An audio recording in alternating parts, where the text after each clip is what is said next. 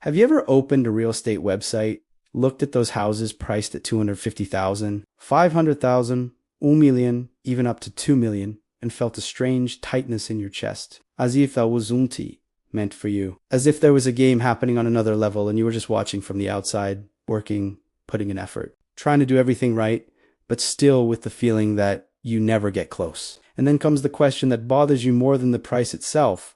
Who is it that can actually afford this in 2026? Because when you look around, most people don't make enough to comfortably sustain a mortgage. So where does that money come from?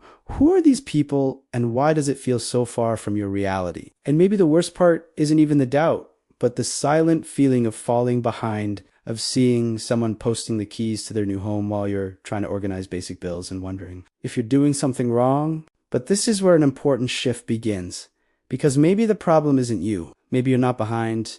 Maybe you're just looking at the wrong game or trying to play by rules that were never made for your reality. And that completely changes how you see everything, because there's something no one really explains. No one shows who actually buys these properties, and especially how they got there. And when that isn't explained, what's left is comparison, and comparison creates guilt, and guilt paralysis. And you enter a silent cycle where you work, pay bills, try to save a little, but always with the feeling that it's never enough. Because prices rise faster than your money, and the more you try to catch up, the further away it seems.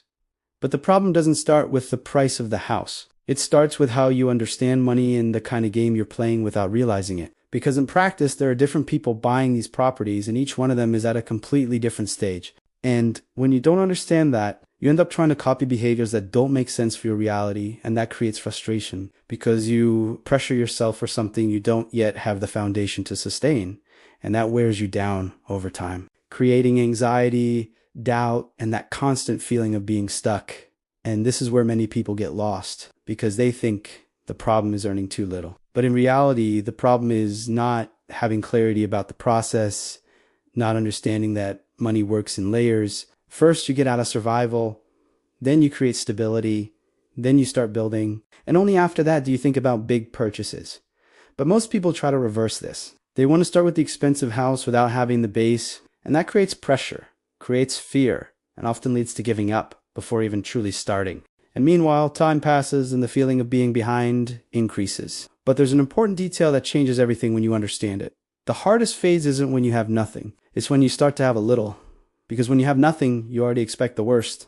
But when you have a little, the fear of losing it appears, and that fear blocks decisions, makes you avoid risks and postpone important moves. It traps you in the middle where you're not broke, but you're not moving forward either. And that's exactly where most people stay for years without realizing it, living on the edge, without clarity, and with a constant anxiety that prevents any real growth. And this happens because there's an invisible pattern being repeated every day. A lifestyle pattern that consumes everything that comes in. Small automatic decisions that were never questioned and that together eliminate any margin for growth. And when you don't have margin, you don't have choice. And when you don't have choice, any bigger plan seems impossible. And that's why when you look at a 500,000 house, it doesn't just seem expensive. It feels outside your reality because deep down you know that today there's no financial space for it without everything becoming too tight. And that feeling creates a kind of silent anxiety.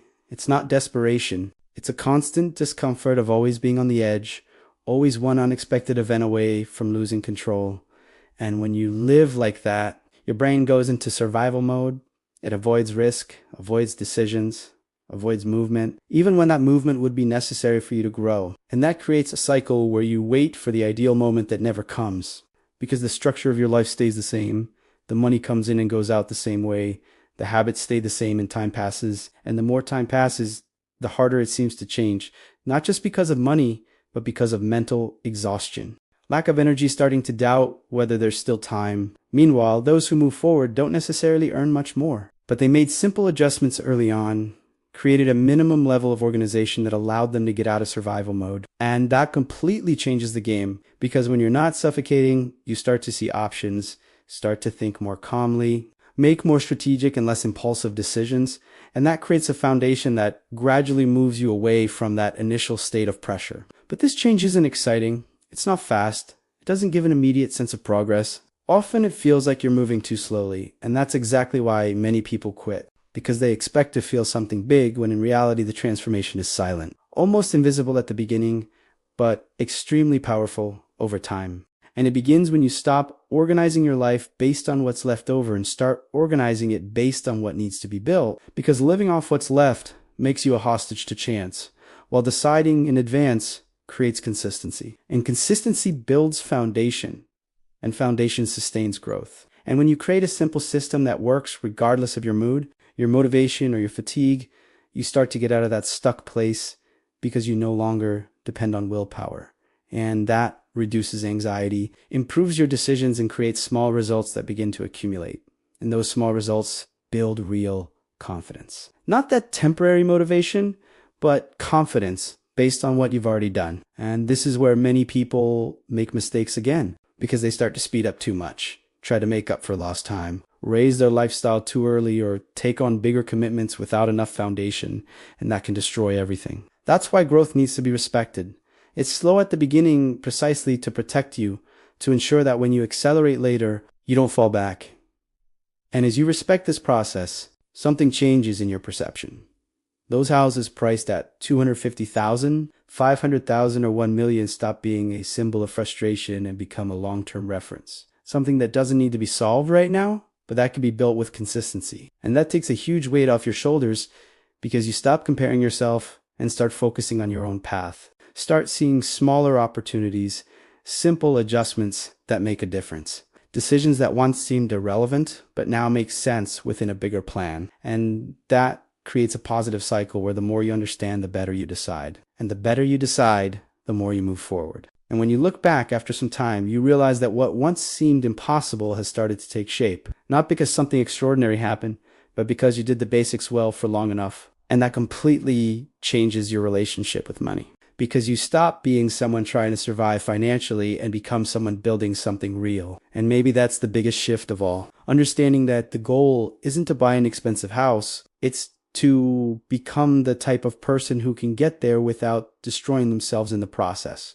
without living suffocated, without depending on luck. And when you become that person, the rest becomes a consequence. And if you made it this far, it means something made sense to you. So leave a like. Subscribe to the channel to keep receiving this kind of content, and comment the word controlled down below, because that's what separates those who stay stuck from those who start to truly move forward.